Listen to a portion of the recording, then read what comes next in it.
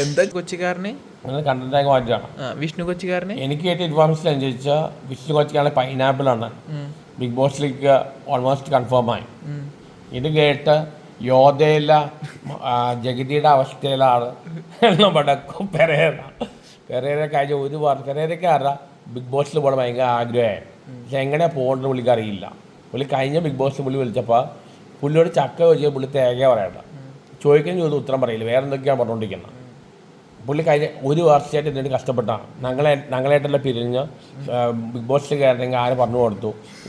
ആട്ടായും ഞാൻ വിശ്വസിക്കാരെയും പറ്റപ്പോൾ വീഡിയോ എടുക്കാൻ പാടാറുണ്ട്. പുള്ളി ഒരുപാട് ആഗ്രഹിച്ചാണ്. എനിക്ക് ഒരുപാട് വിഷമമുണ്ട്, കാരണം അവൻ അത്രയ്ക്ക് ആത്മഹത്യയിൽ ആഗ്രഹിച്ചു. പക്ഷെ കുഴപ്പം പറഞ്ഞാൽ അവൻ പോകുന്ന മുമ്പ് ആരും റെഫർ ചെയ്തില്ല, ആരും ചോദിച്ചില്ല.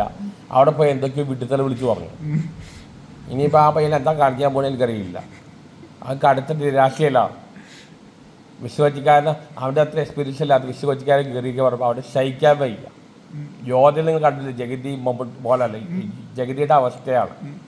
എനിക്കറിയില്ല അവൻ എന്തെങ്കിലും ബുദ്ധിമോശം ചെയ്യില്ലെന്ന് പ്രാർത്ഥിക്കുന്നു. കാരണം അവൻ അത്രയ്ക്ക് ആഗ്രഹിച്ചാണ്. സിനിമയിൽ കയറാൻ വേണ്ടിയാണ് വൈറലായത്. സിനിമയിലും കയറിയില്ല, ഇപ്പോൾ ബിഗ് ബോസും ഇല്ല, ഒരു കോമാളി ഇമേജും കിട്ടി. അവനിപ്പോൾ കല്യാണം കഴിയാൻ വേണ്ടി തമിഴ്നാട്ടിൽ പോകാൻ വേണ്ടി ഇരിക്കുകയാണ്. ആരും പഠിച്ചിട്ടുണ്ട്. എന്തായാലും എനിക്ക് പെരേരോട് പെരേര എനിക്കൊരു അനിയനെ പോലെയാണ്. ദയവ് ചെയ്ത് ബുദ്ധിമോശം കാണിക്കരുത്. എന്താ നിന്റെ ഫസ്റ്റേക്ക് മനസ്സിലാക്കാൻ പറ്റും. കാരണം നീ അത്രയ്ക്ക് ആത്മഹത്യയുടെ ആഗ്രഹിച്ചാൽ നീ അന്ന് വൈറലായി 2 ആഴ്ച കഴിഞ്ഞേ ഉള്ളൂ. അപ്പോൾ ബിഗ് ബോസ് കയറാൻ നോക്കിയുള്ളതാണ്.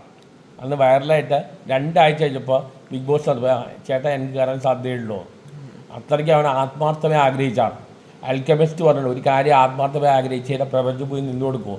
പക്ഷെ പെരേരയുടെ കേസിൽ പ്രപഞ്ചം നിന്നില്ല. അത് പ്രപഞ്ചം കാണിച്ച അനീതിയാണ്. പെരേരയോട് എനിക്ക് പറയാനുള്ളത്, ഒരു അനിയനില്ല, എന്നെക്കാളും 15 വയസ്സ് യങ്ങാണ്. ദയവ് ചെയ്ത് ഒരു ബുദ്ധിമോശം കാണിക്കരുത്, മനസ്സിലായില്ലേ? Failure is stepping stone to success. അവളെല്ലാം എടുക്കുകയാണ്. ആള് പാവമാണ്, പെരേര ബേസിക്കലി പാവമാണ്. അവൻ ഞങ്ങളെല്ലാം അവോയ്ഡ് ചെയ്ത് കുറേ എങ്ങനെ കയറാൻ നോക്കിയതാണ്. നിങ്ങൾക്ക് അസൂയുണ്ടോ പെരേരയോട്?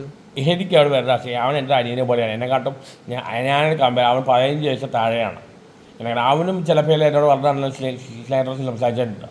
പിന്നെ ചിലപ്പോൾ ഭയങ്കര അഹങ്കാരം, ഒറ്റയ്ക്ക് വഴിയിട്ട് പറഞ്ഞാന്ന് ഇങ്ങനെ ഒരു വീരവാദം ഇറങ്ങും.